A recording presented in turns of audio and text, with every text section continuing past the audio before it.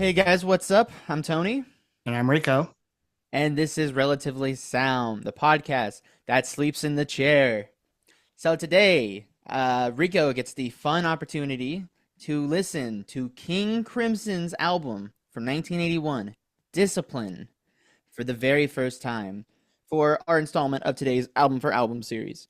So, Rico, last week, for those who tuned in, he gave me Fear of Music from the Talking Heads to listen to for the first time.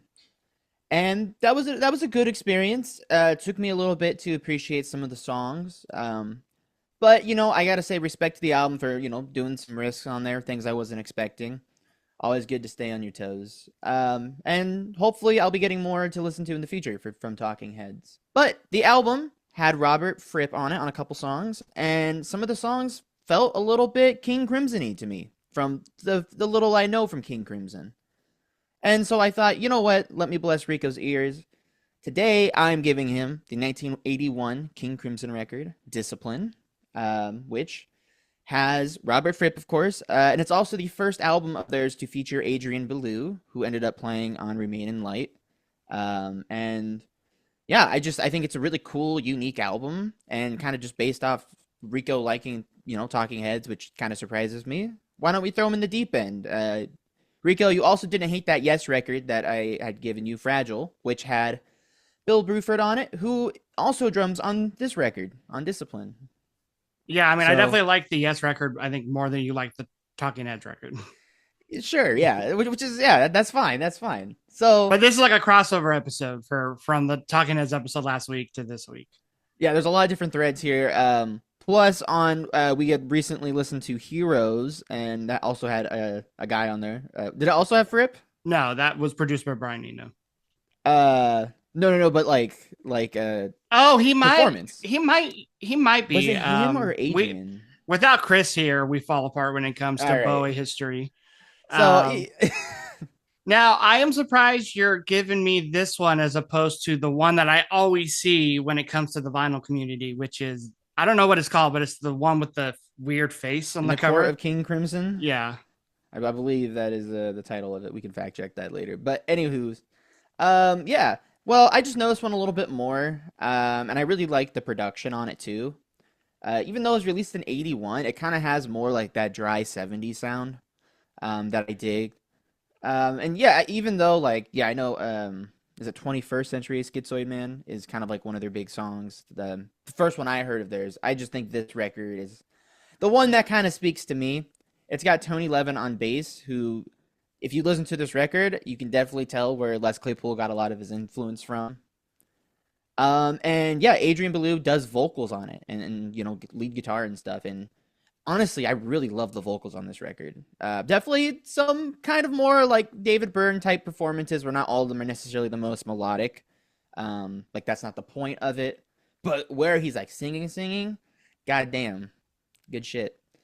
Well, I So have not heard any King Crimson songs. I mean, I've maybe heard like a snippet or two, but I don't know if I've ever sat down with one of their songs. And I doubt I like have heard any of their songs like on a radio or like on a commercial or anything. So this album should be completely new to me, but I do know that they have a big cult following. I know Jack White is a big fan.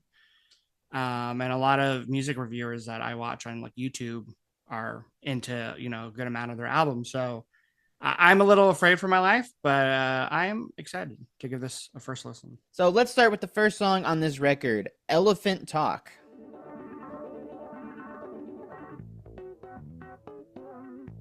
Should I take some Tylenol now for my head or after? Okay, I don't dislike this groove. What year did you say this came out? 81. Okay, it sounds more 70s than 80s. Right.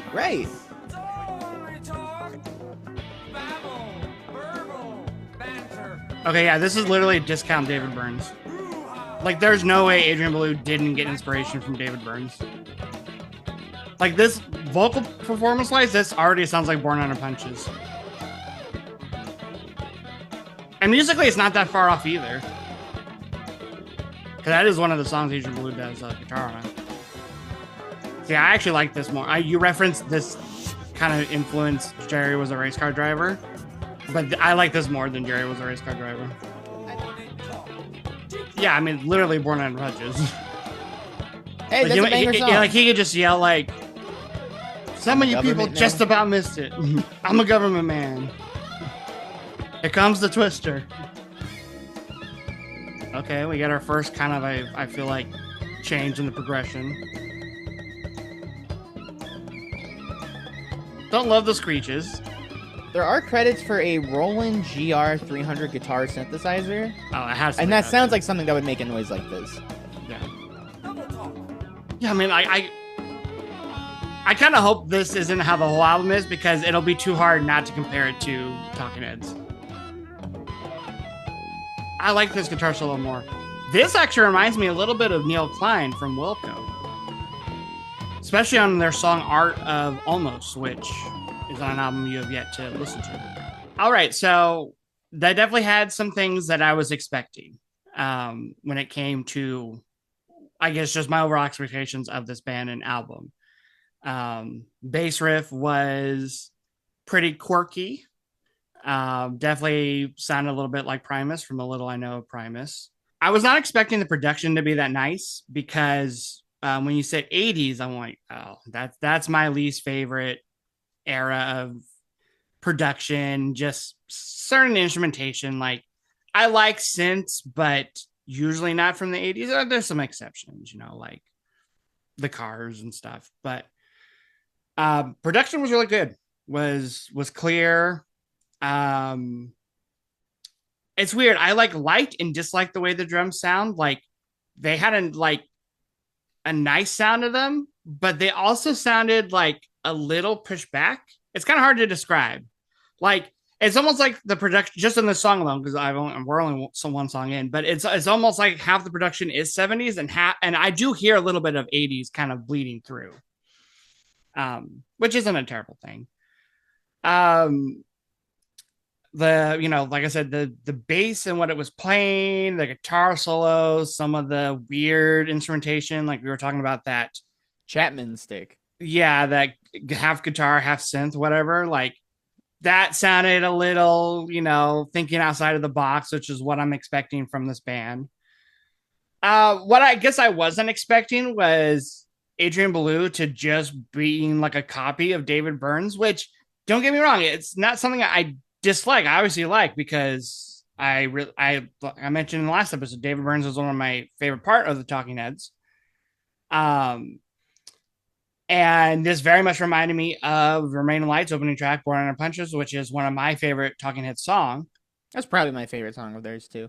Yeah, like it's top 5, top 10. There's so many good Talking Heads songs. I mean, it's not. For sure, I know it's not my favorite, but I will say this almost seemed like just like a carbon copy of that performance. A little different in the sense, like, okay, lyrically it's different, because this one definitely had a little bit more of a narrative. Like, the narrative was just like, literally the theme was it's only talk, and then he thought of a bunch of words that can like describe how bullshit talk can be. I mean, literally like babble, banter, bicker, commentary, cliches, controversy. And then like there were literally sections where literally, actually, now that I'm going through it, he literally went A, B, C, D, E. Do you notice that? Verse, yeah. I didn't notice that until I noticed it in real time as we're listening to that, because, and I know sometimes you give me flack for not knowing all the lyrics. I always give you flack. That album. But to be fair, who listens to this song and was like, damn, that's a good song, let me look up what these lyrics are? It's like, no, the song's about the groove and the delivery. It is, but it's also like, you can very clearly, because of the production, hear what he's saying. That is true, yeah. Like, it's not hard to, like, I don't need the lyrics up to understand. I mean, some of these, I don't know what this first word is over here. Brouhaha. Like, I don't know if I've ever heard that in a word. Yeah. But I will say this, like, as much as I enjoyed the vocal performance, I kind of hope it does change throughout the album, because I don't want to constantly be reminded of Talking Heads. I want this album to have its own unique, style. And even Talking Heads, like, yeah, he has songs like Born Under Punches and Once in a Lifetime, but then he could do something more melodic like A Heaven or This Must Be the Place, you know? So I do hope we get some variety in it. But yeah, overall, I did enjoy that song. A strong start to the album, but I'm curious to see where we're gonna go from here. Well, let's get going here with the next song, Frame by Frame. Okay, this almost sounds a little like metally kind of. Metal, okay. Like specifically 80s metal. Like this sounds way more 80s than the opening track. Okay, they're doing that chromatic thing, which sometimes you like and sometimes you don't. Yeah, see, this guitar production sounds very 80s to me.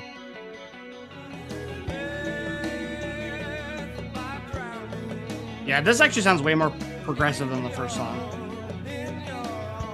Because the first song just sounded like Talking Heads, which they are progressive, but not the most progressive. This sounds like fusion. Also, am I crazy to say, like, this sounds like something Rush would do later on in their career? No, Like, I don't like think not so. like their bigger earlier albums, but kind of their more mid-career Going back albums. to the 80s records. Yeah. All the instrumentation is going crazy, but like I said, some of the production, I understand it, but I'm not like, it's not my go-to production style. But I do like how the music seems to kind of hone in a little bit during the verse. Like they're like, okay, this is the part where we're gonna show off. Then we're gonna kind of bring it down.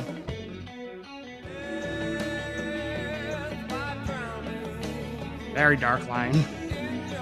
Why do I also feel like some of the guitar work is something that, like, again, someone who I don't really listen to, but like reminds me of like something like Steve Vai would do. To me, like this section, guitar-wise, especially with how he's doing the bar, kind of reminds me of Living Color a bit. Okay. So this part here, there's like two guitar parts, and they're slightly different time signatures. So you listen to them like overlap, kind of funny. They get off sync. I did enjoy that song. I will say this right off the bat, since you kind of just brought it up. This one did not sound remotely at all like Talking Heads. So I'm glad that we're not in Talking Heads territory. Just because, even though I love Talking Heads, I didn't want to have to keep feeling that comparison. You know, I wanted this to be its own thing. Although I understand why this is probably the one you're showing me first, because like I said, that opening track was like Talking Heads, you know. And it wasn't until I heard Figure of Music that I realized how similar it was. Because I always think of it as a Primus sounding song because I think about Jerry was a race car driver. Yeah. But when you yeah, that was the bass was the most non-Talking Heads aspect of it. Right, but then you listen to some of like the rhythmic parts of the groove and the vocal delivery, and then yeah, it's pretty clear kind of where the vibe was, especially looking at the timeline. But anyways. And yeah, and this song was like, this was progressive to me.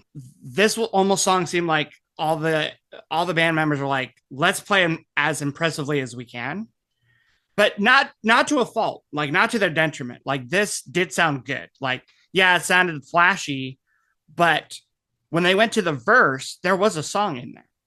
Because that's the thing. Sometimes with what I don't like about prog is, to me, sometimes prog or like fusion songs sound like, okay, here's a section where we're going to like just jam out guitar solos, play as fast as we can. And then when they get to the song, it always sounds so corny. And that's what I don't like about prog. It just sounds so like, it's almost like you guys need to write a good song and then add it almost seems like the song part is an afterthought. And this didn't. Like the verses sounded like a full-fledged out song. There was more like singing in this song. Adrian Belew was doing more like full-on vocals and not just kind of the shouty David Burns thing, which I enjoyed. This also had backing vocals, you know, which was interesting. You know, I always like hearing backing vocals. Lyrically, this still kind of seems like the first song, where it's kind of just more interesting stanzas, like one-liners. Some dark ones. Death by Drowning, like damn. This one also didn't have but this one didn't have a lot of lyrics either. So I'm curious if that's how the whole album is going to be. Like, if it's going to be this kind of more vague, abstract way of writing, which I think that's a very valid type of songwriting that I enjoy from other bands that I listen to. So Yeah, kind of like word association, right? All these words Yeah, kind of sound like they're supposed to go together, even if I yeah, don't no, know the meaning yet. yeah, and I like different types of song. I don't need like every song to be a story song, right? Or every song to be like this is my feelings and then be super blunt. Like I like abstract writing. But yeah, I'm actually surprised by how much I like this because when it first started, I'm like, okay, this is gonna be kind of proggy. Like this almost just sounds like finger exercises with like the bass and really fast guitar riffs. I will say my least favorite thing about the song was the guitar production. It sounded very 80s, like 80s metal to me. I mean, yeah, it had that kind of like thin, kind of clean tone going on, which I kind of get. I But mean, I even don't like, think it sounds bad though. but even like the strums, like during the verses, where it was just more like the distorted strums, that sounded very 80s metal to me. So, which some people love, I'm just not that. I'm not like that Iron Maiden, Metallica type guy, you know. Something I do actually want to mention real quick is I think something because I was listening to this album last night, make sure I do want to give it to you, and I was a little worried that maybe this song and other ones may scare you. But I thought something that was kind of cool is this actually kind of feels kind of psychedelic in that kind of like that first part where they're doing the really fast bass riff. Yeah. And something about the Talking Heads record is that I wouldn't really say it's psychedelic. No, I Um, would not. No. so I was kind of curious to see. You don't listen to a lot of psychedelic music, so No, but this reminded me more of that closing song on the Yes album. uh, uh, Heart of the Sunrise. Excuse me. Oh my Yeah. gosh. I couldn't think of the name, but I had a bad. I started thinking about the hidden track of We Have Heaven coming oh back no, in. no. All right. Well, why don't we go ahead and get to the next song here? So this song is called Mate Kudasai, and I will let you know that it stands for in Japanese it translates to please wait.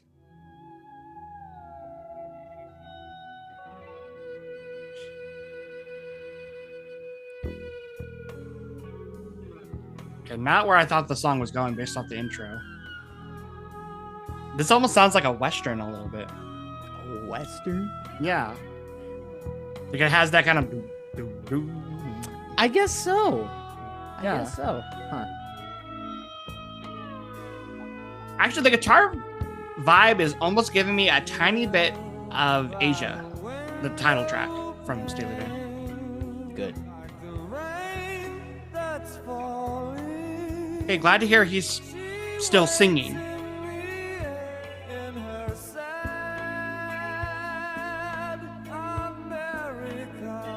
Me every day. You sleep in a chair?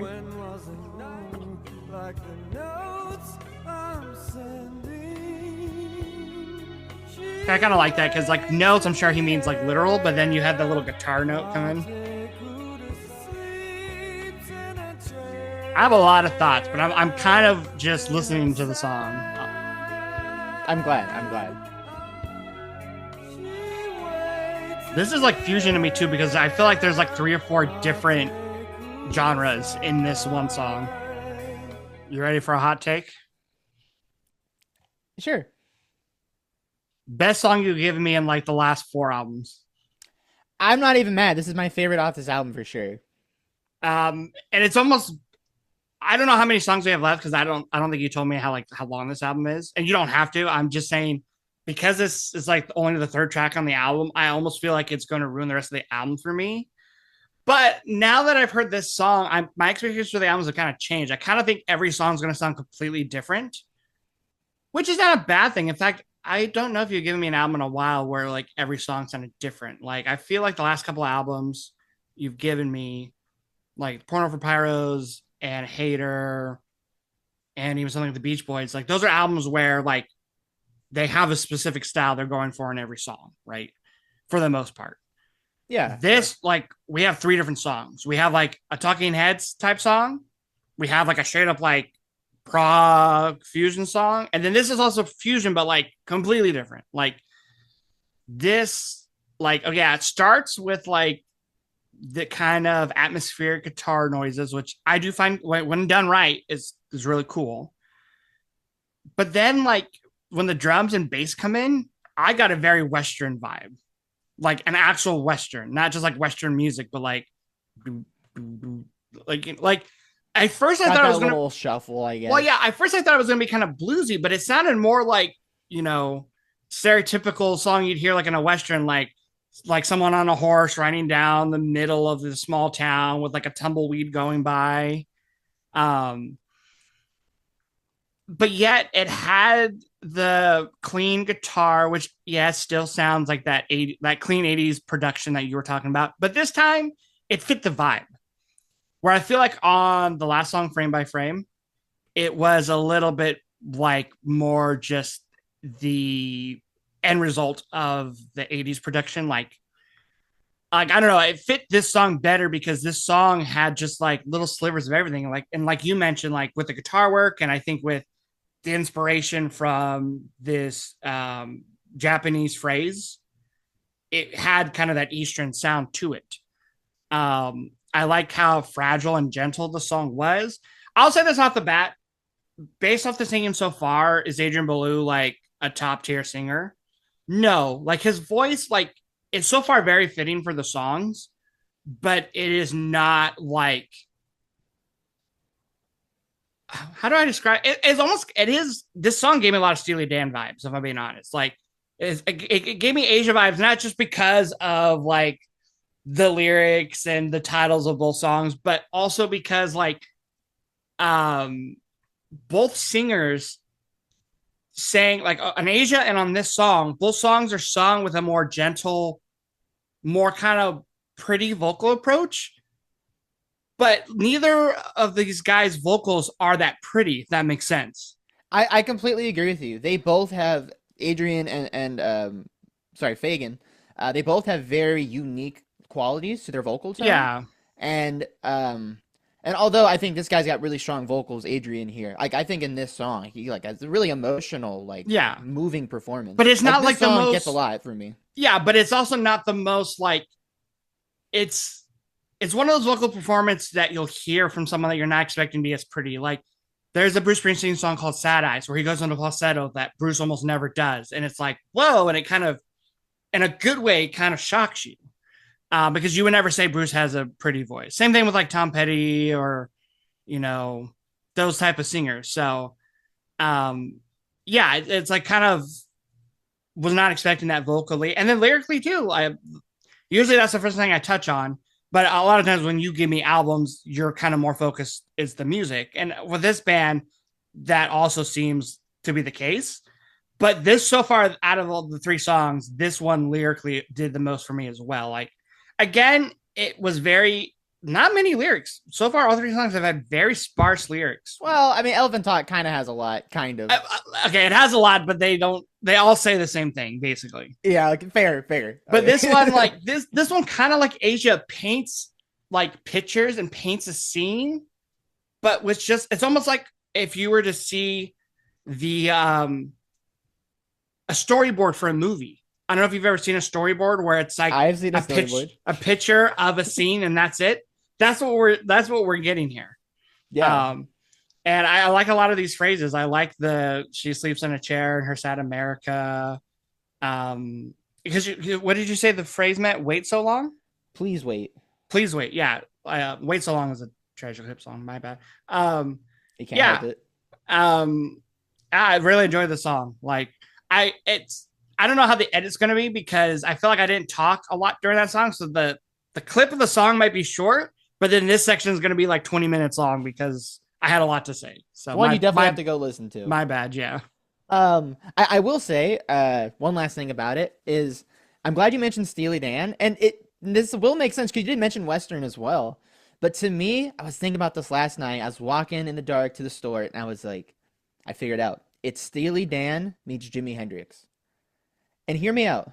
There are several Jimi Hendrix songs that have those kind of high pitch, almost bird like sounds. Yeah. If 6 Was 9 is kind of the big example I'm thinking of. And so like some of his like more kind of peaceful chill, but with like kind of the Steely Dan imagery here and stuff. I don't know. That's kind of my best way to describe the song. But I love this song. It was a Steely Dan beat. Well, so far, based on these three songs, this is already looking to be one of the most promising albums you've given me in a while. Let's go ahead and get to the next track. Almost title track, Indiscipline. Okay, remember when I talked about a big drop-off? This is literally how I thought the whole album would sound like. Not this, so much this, but just that opening bullshit. Fair. Now this reminds me a little bit of like Respect Commander from that Jack White album, Boarding House Reach. Okay, interesting. I kind of forgot that one goes top of my head, but that one had like a lot of different sections, and there was a slow down section that you really liked. I remember. Okay, kind of a sludgy, kind of slower groove, but there's still a lot going on with the percussion and the crazy guitar. Not that you would really appreciate this, but it also is in 5, I believe. I didn't know what to think. I carried it around with me for days. Dude, was like I sang my ass off in the last song. Just let me talk on this one. Like, not looking at it. To see if I still liked it. Is he just talking about like writing a song? Because that's how I feel when I write a song. I feel like that should be a soundbite that we clip and use in future episodes where you just go, I did. Okay, the drums are going crazy, but it has that 80s production. Like, if this was Asia and not drum performance, it doesn't have that sound to me, the production. Does that make sense? I do see what you're saying. Like, some of those, like, I don't know if he's hitting specific... He's got the very wide stereo pan for the tom. Yeah. Kind of like the Rush thing, you know. Like, I like what's being played. I just don't know if I like the tone of the drums. Which is something I usually don't mention when I listen to an album.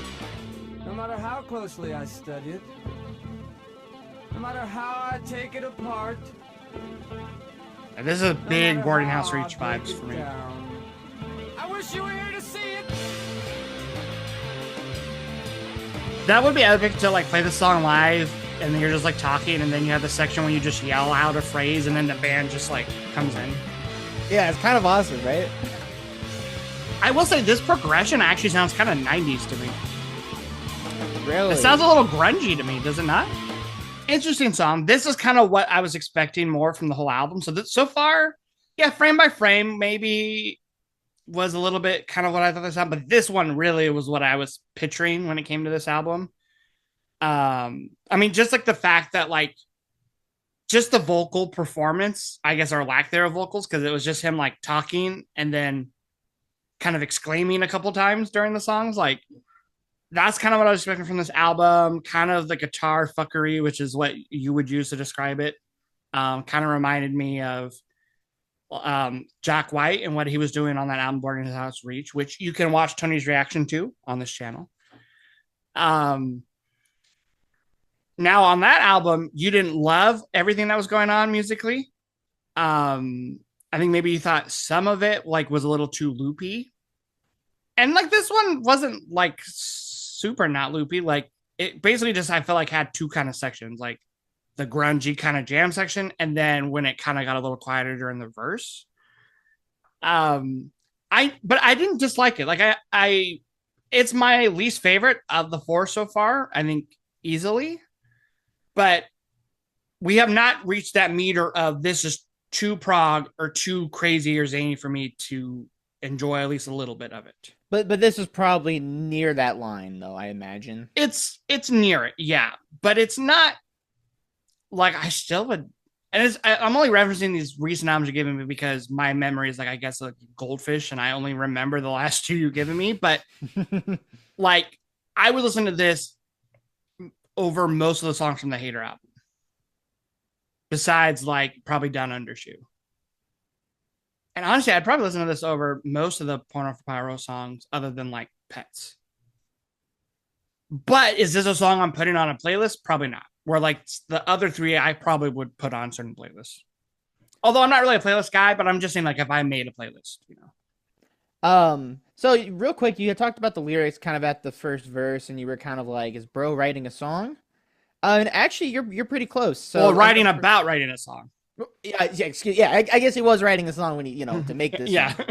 And I'm just taking this straight from Wikipedia, so sorry if there's some incorrect information. But apparently, the lyrics were adapted from a letter written to Adrian Belew by his then wife Margaret concerning a painting that she had made, with all direct references to its subject removed. So they stripped away the details of it, but this is the letter about a painting. So what do you think the painting was?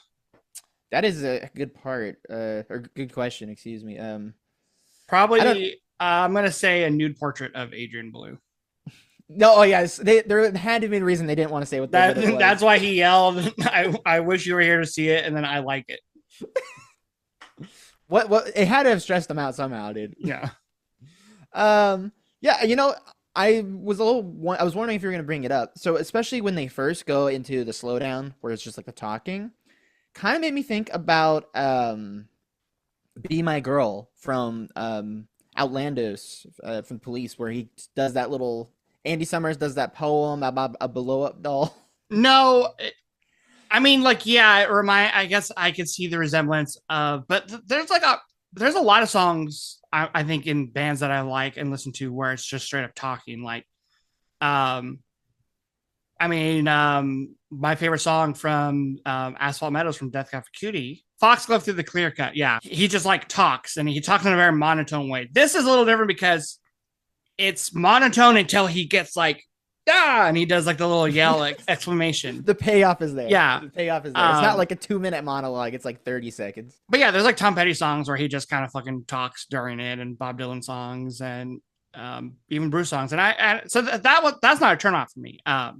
Like the Police one to me was a little bit of a turnoff. All right. Well, I'm glad Indiscipline you were able to endure without too much pain. I was really worried that this was going to be like a double thumbs down from you.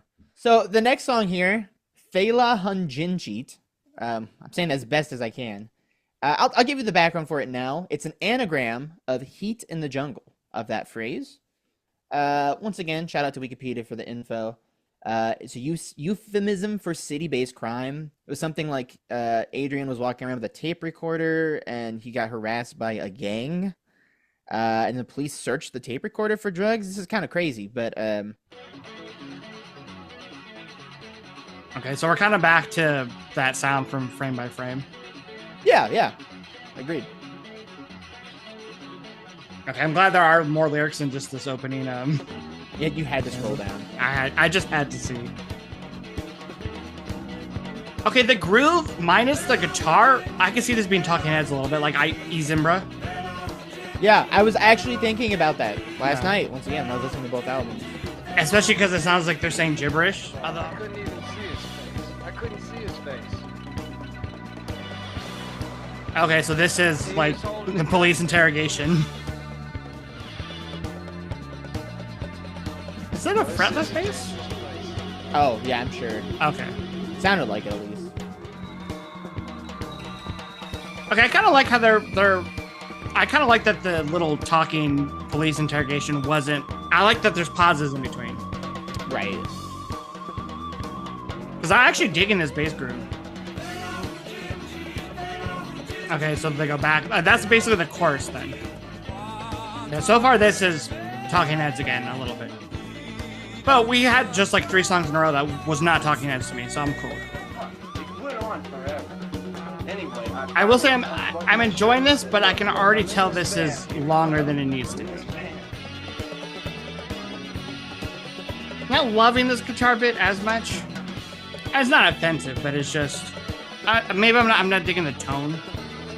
Which I know I'm being very specific on this album, but so I feel like I'm gonna say something that you've maybe said before in the past when it comes to some songs I show you, which is the song was just a little long for what it is, but maybe that's because this is not like a song that I would go out of my way to listen to. Like if this is a song where you love the groove so much, like I've said before in the past, if you love the groove so much, you kind of don't care if it's a 10-minute song, right? But this is one of those grooves where it is so intense and there's a lot going on.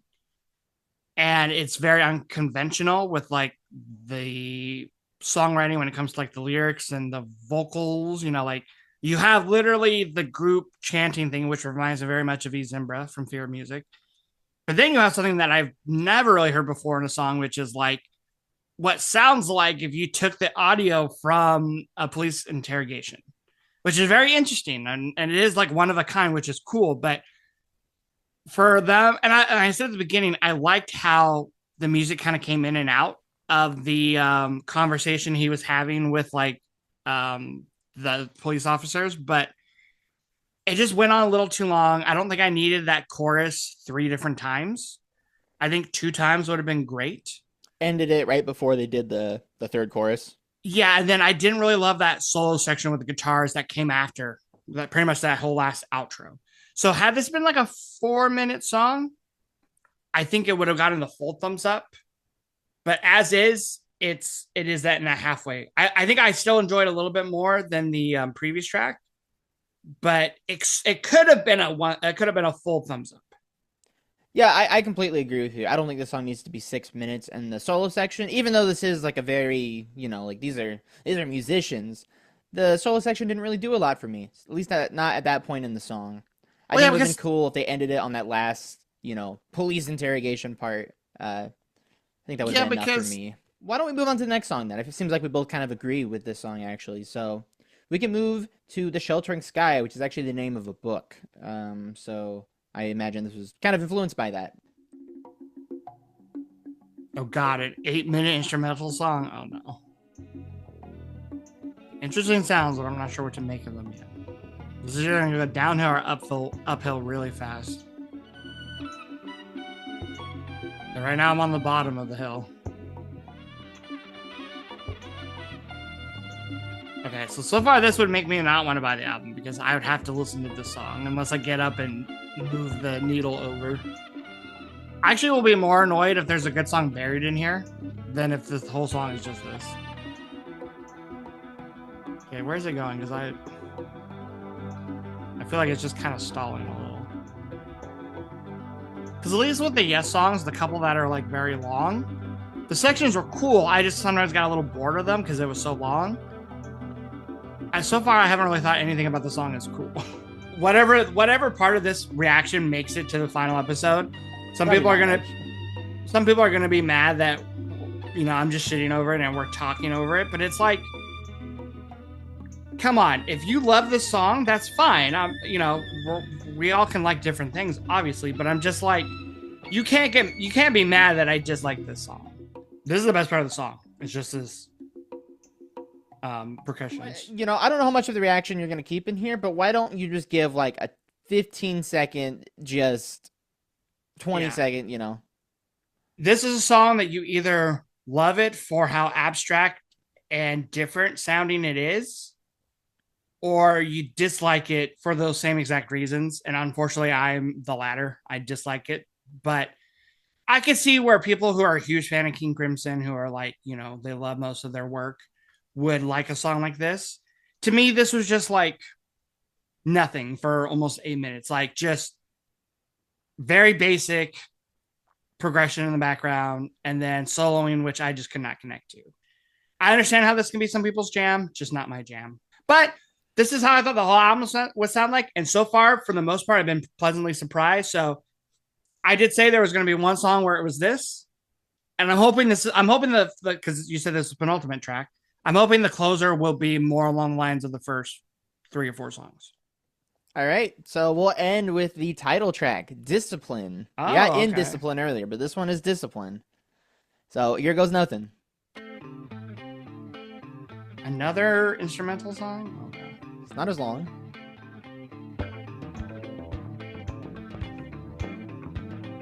This does sound more like, the first song.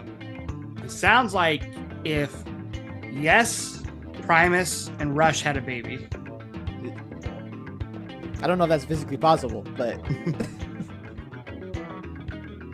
mean, that's definitely a much better instrumental than the previous track. Kind of was hoping that we'd get one last song though with vocals. a lot actually. Yeah, for the most part, I really enjoy the vocals. There was at least like 3 or 4 different types. There was like David Byrne, the actual singing on like Frame by Frame, the real pretty singing on the song that I'm going to take forever to actually pronounce the name, and then the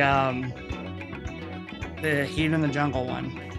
And we have a new progression, although it is kind of doing, I feel like, the chromatic thing where it's like they take the riff but then go up an octave or whatever. And again, the guitars and bass sound 70s, but the drums somehow sound 80s to me. Don't ask me why. This also reminds me a little bit of like Remain in Light, like some of the guitar work. Okay. Which is good, because I love Remain in Light. So far to me, this is just like fine. Like it's good, but it's not blowing my socks off. I wouldn't put it on, but it's far from a skip. I wouldn't skip this one. I'll say this, like the song itself was good. It was decent. I wish it wasn't the closer. I mean, I'm gonna have to give this album a couple more listens before we do our wrap up. I give you permission to skip the Sheltering Sky on one of your listens. Yeah, I'll listen to that song one more time in the context of the album, because, you know, during these I know some people are like, you guys talk during the whole reaction and, you know, like you're not experiencing it. Don't worry. Tony and I definitely give these albums listens by ourselves with nice headphones in a quiet environment, right? Sometimes we'll play them in the car. Sometimes we'll play them on our speakers. I mean, I feel like I usually do my yours extra are all in the listens more in the car or headphones walking around. But I get what you're saying. Mine are like all over the place. Sometimes I'll be doing chores. Sometimes, I'll be in the car. Sometimes I'll be, you know, playing Ballatrobe. But I will say this. I will say, had the last song not existed, I think I would appreciate this one more. I will say it did musically sound a lot like half of it's, I think I said the opening track, but this does sound more like a mix between Frame by Frame and Indiscipline. So it wasn't as surprising. It wasn't like as like a whoa moment, right? Is it a fitting way to end the album? Sure. That said, because both these last two tracks are instrumentals, I was really hoping for more vocals, because again, even though I don't think Adrian Belew has the best voice, he does have a similar voice to kind of like sometimes David Byrne, sometimes like Fagan from Steely Dan, where it's like not always like the best voice, but what he does with it is impressive. And because on this album, he had like 4 different styles of singing or talking or presenting the lyrics, it kept me interested. It kept me kind of on the edge of my seat. So because the last 2 tracks didn't have vocals, a little disappointed, but there's nothing about the last song that was displeasing. I just wasn't as blown away by it because of some of the other previous tracks. Yeah, no, I think that is very fair. And honestly, if you did not give me the last 2 tracks, I would be completely fine. Because we already kind of got Discipline. Like we said, it kind of sounds like some of the earlier stuff. So I could understand liking the callback to it. Yeah. But do I need a 5-minute instrumental of, you know, of a not as good version of what I've already heard? No, but having it on doesn't take away, but having the Sheltering Sky does take away. I almost just wish that the last song, I wish Discipline was even more of a callback to Indiscipline. And I wish there was like a section at the end where he like talked just for like a sentence or 2. Yeah, they could at least ended it with, I like that. Yeah, I feel like there could have been something to kind of wrap it up a little neater. But like I said, maybe that's a good point. Maybe instead of just cutting it because it didn't do a lot, maybe they could have done more with it. They could have cooked I think so. That's my thing. I think they could have done more. Honestly, you're right. I am going to go and listen to the song or listen to this whole album a couple more times, because I will say, like, this is the most intriguing album you've given me for a while, but not only just intriguing, but intriguing where I actually enjoyed a lot of it. No means was this a perfect album for me. Like, this isn't like a Tiny Music or like, you know, some of the Elliott Smith albums you're giving me or whatnot, but this is actually going to rank a lot higher than I think you probably thought it was going to. Like, I think my reaction to this was actually how I thought you were going to react to Fear of Music. And I know we had mentioned in the last episode that we were both going to call each other out for liking each other's, for the albums that we gave each other. Like, I was going to say, you like this King Crimson album? You should have loved Fear of Music. Or you were going to say, because you love Fear of Music, you should love this King Crimson album. But I'm actually not going to pull that bullshit because I actually enjoy this album. Yeah. Let me go give this album a couple more listens and we'll be back. And I will wrap up my final thoughts. All right, so we are back. You have, I'm going to hopefully assume, given a few more listens to Discipline. Have your thoughts changed at all, or kind of feeling the same? I wouldn't be surprised if feeling the same. I will say I'm mostly feeling the same, but I feel like I have more organized thoughts. Okay, that's good. I feel like as opposed to the last several albums you've given me, I was kind of like, on a first listen, I was like, okay, I know what I think of this album. And even on more re-listens, my opinions didn't change. Where with this album, because definitely there was more abstract things going on, instrumentation, vocal performances, song arrangement, it was harder to get a grasp on everything on one listen. The good news is on a first listen, I was able to tell that I was way more invested into this album than the last couple albums you've given me. In fact, I think this might be between the both of us, the album that one of us has liked the most in a long while. But let me say this. I do want to say off the bat that I kind of wish this is going to sound like maybe a little on the rude side. I kind of wish this was like a EP. Knew you were going to say it. Of like 4 songs. Of the first 4 songs? Yeah. That said, like, well, okay, let me go back a little bit. The first 4 songs I think are fantastic. I think each song on the first side of the album have like really different things going on with them. And that's why I really like them. One of them, Elephant Talk is kind of like an abrasive Remain Light era Talking Head song. Frame by Frame is kind of like a fusion song, half with like, really flashy playing, guitar, bass, drums, and then really cool vocals and melodies and more melodic sections. The song that I'm going to butcher the name every time I say it. You can do it. I believe in you. Mati Kadasu. Think about the song. I know. I'm trying to think. Kudasai. Kudasai. Yeah. Kudasai. You got this, bro. Which is my favorite song on the album. I mean, that song has like everything, like when it comes to like a slower melodic song.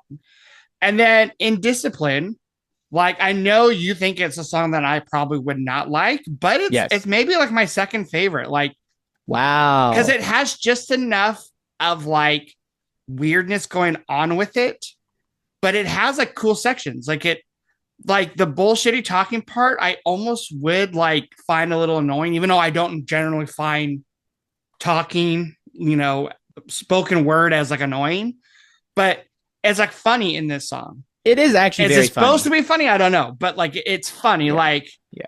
I did like that. Like that's hilarious. Or where he yells that, I wish you were here to see it. Like I love I repeat myself when I'm under stress. I repeat myself when I'm under stress. Yeah, like it's but it's just short enough. And then when they go back into that rocking section, it's actually pretty satisfying.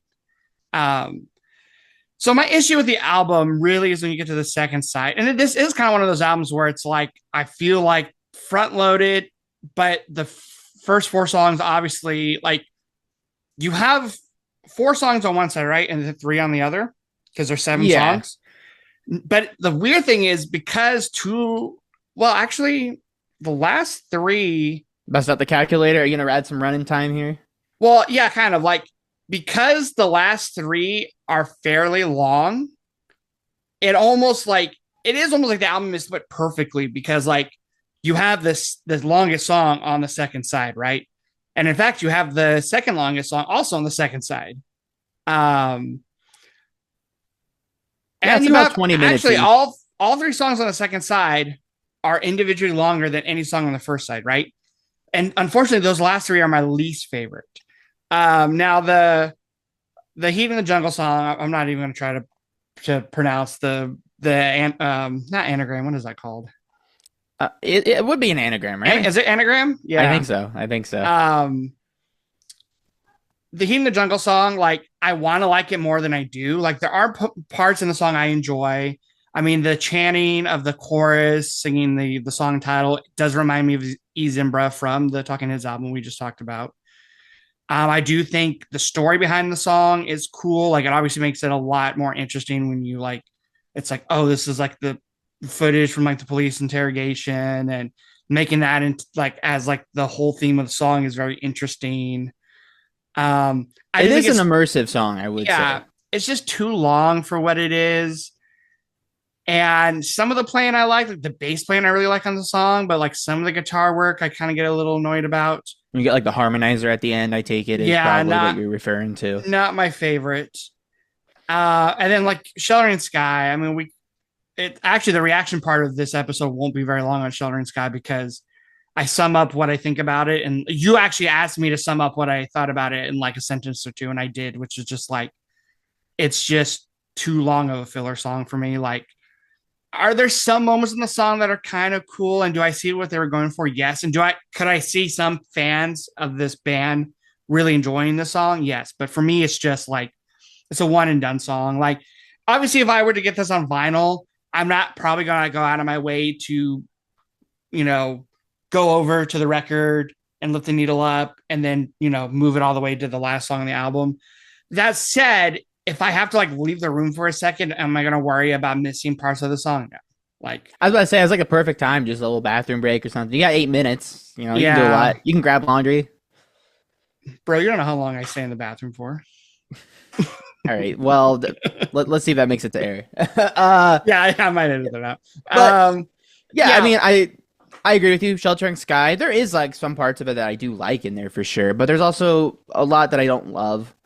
It is unfortunate that gets put at the tail end, but not even the very last song, so it's not like an easy skip. Yeah, and then like Discipline is also kind of what I want to like more. I just feel like most of the stuff done on that song were done on basically every other song on the album. I think in the reaction I said, had they made it a little bit more of a callback to Indiscipline or something, I think it, or if they would have added lyrics or vocals or some spoken bit, I think I would have enjoyed it more.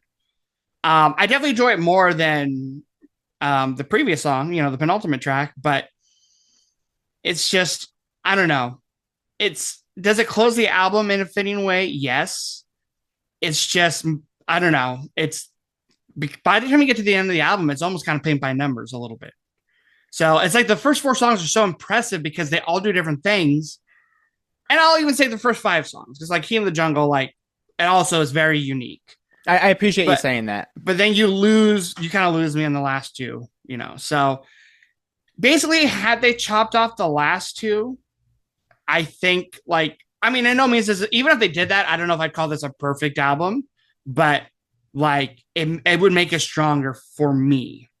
Even if they kept, like I said, if they kept Key in the Jungle and shortened it, and that was the last song on the album, but then like, I don't know, you had like a 30-second reprise of the 3rd track on the album, my favorite, then like, I don't know, like that'd be kind of a cool way to end the album. Especially too, because when I've been listening on Spotify after Discipline, it starts because it starts to play the that alternative version of the song because it's the next one on the track list. And I'm just like, yeah, this would be kind of a nice palate cleanser, So I mean, yeah. I will say this, like I said, there's not too many lows. It's just the lows are just so kind of like nothing to me. So like there was nothing offensive, which probably is a huge one in your book. What I thought you were going to say about this album. 100%. Yeah. I mean, like kind I of said, box you into a taste, but just knowing what you like and what you don't like. I'm shocked, but in a really good way, because I think the first 4 songs in particular on this record, yeah, like you're saying, they're very unique. They're standout. The performances are nuts. They're really imaginative. Mate Kudasai is just like a 10 out of 10 song for me. Yeah, I mean, that is like a 10 out of 10. Like, I am waiting to show it to like Lindsay and like even Joan, because like I feel like it's a song that like anyone could like. Like, right. I like, and Lindsay's a good, like, I feel like she's a little bit harsher on songs than I am. And I'm very curious what she would say about it. Like, I think at the very least, she would just say like, oh yeah, it's pleasant, but it's just not my style. But like, yeah, like the singing, I find is like perfect for the song. I love the chord change when he sings Sad America. Oh. The ambient guitar noises are so good. Like, just kind of the vagueness but subtlety of like the lyrics I really enjoy. The kind of Western like kind of bass line and the like, Yeah, it is interesting you called it like Western. I was thinking kind of almost like Hendrix, but I mean, yeah, like yeah. I will say, like, that's a good sign. Like when you hear a song and you're excited about it and you just want to show other people. I mean, I think that's kind of the best moments here on the pod too, is just like, you have to listen to the song. And I know sometimes we get a little upset if we don't see it the same way, but that's a testament to our passion for it. Yeah, like that's a song where if we did an episode where we did a top 10 list of our favorite songs that the other person has given us on these album for album episodes, Right, right. that'd be top 5 for me. Discipline should have been an album that was like years and years ago. If you had shown me this album, Discipline by King Crimson, I would have probably struggled with half the songs and tuned out some of it and gone, nah, like this is not for me. Verbatim, But if you now, would have said Dookie. no, but now I really enjoy it. And now when I listen to it, I'm almost like, I think you were a little too harsh on that Jack White album, Boarding House Reach. Yeah, the problem is like when Jack White does some of the stuff that they do on this album, he leans towards more his fallbacks, which is like kind of blues rock, guitar rock, where Yeah. this band leans more towards like the 70s prog infusion, and you prefer that over the blues rock and That's stuff. yeah. I definitely see what you're saying. Yeah, so I think that's why, and like Talking Heads, like kind of the same thing. Like they lean more towards that new wave 80s sound, which really should be something I dislike, but I think Talking Heads do it right. Where, you probably right now I'd say you probably are more of a fan of like the Cars, I would say, than like Talking Heads. Oh yeah, I would say so for sure. Yeah, so Not to mention Elliot Easton's amazing guitar work. yeah, so it's gonna be different strokes for different folks. Now, I do have a question before I forget. Something yeah. that you mentioned was, I'm not sure if it was holding back the album, is you mentioned you didn't like the production of the drums. Yeah, Even though I think objectively it's a great drum sound and it's well recorded and produced, but you just didn't like the direction of it. yeah, and I will say on multiple listens, it didn't bother me as much. I guess just like the whole, it's weird, the album, the production, and more than just the drums too.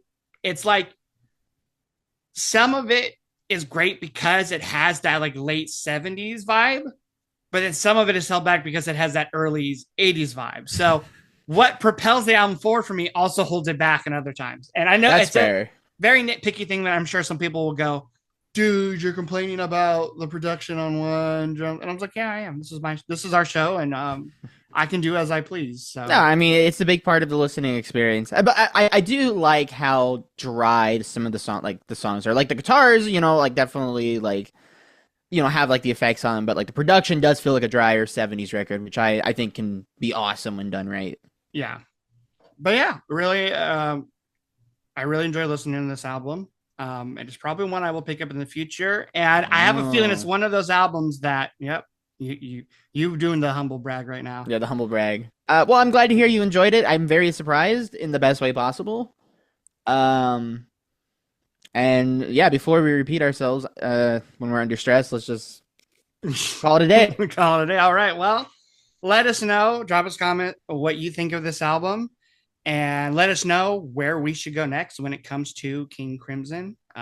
Also, by the way, I'm reading Stephen King's Dark Tower series right now, and they're like one of the mysterious kind of villains of the series is called, I think it's called like Crimson Red or the Crimson King. In the court of the kings and I can't even say it. I guess that's the next album we're listening to by them. Yeah, that's a nice. And I'm watching Fairly Odd Parents, and they have the Crimson Chin in there, so fantastic. Well, there you go.